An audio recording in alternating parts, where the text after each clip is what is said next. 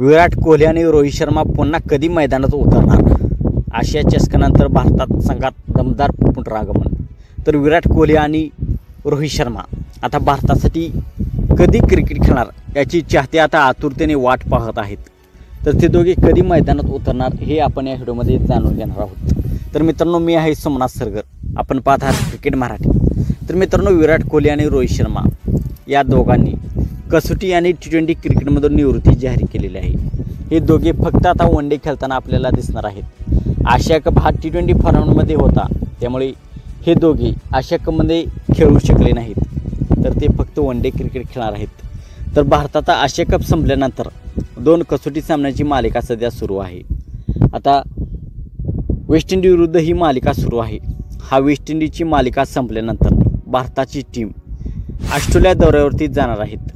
या दौऱ्यावर आपणास रोहित शर्मा आणि विराट कोहली खेळताना दिसणार आहेत, कारण या मालिकेमध्ये 3 वन डे सामने खेळवले जाणार आहेत.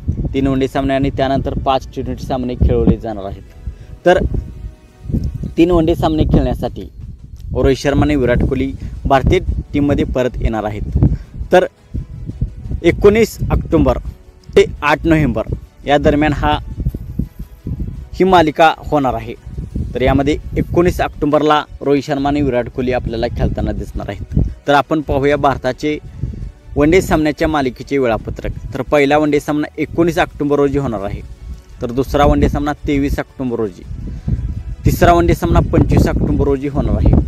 तर रोहित शर्मा आणि विराट कोहली आपणास 19 ऑक्टोबरपासून 3 वन डे सामन्यासाठी आपल्याला खेळताना दिसणार आहेत. यासाठी विराट कोहली आणि रोहित शर्माचे जे चाहते आहेत ते यासाठी फार उत्सुक आहेत. तर मित्रांनो, आपणास काय वाटते? 2027चा वर्ल्ड कप ध्यानात घेऊन रोहित शर्मा आणि विराट कोहली वन डे क्रिकेटमध्ये खेळणार आहेत. आपणास काय वाटते? रोहित शर्मा आणि विराट कोहली 2027पर्यंत वन डे खेळतील का?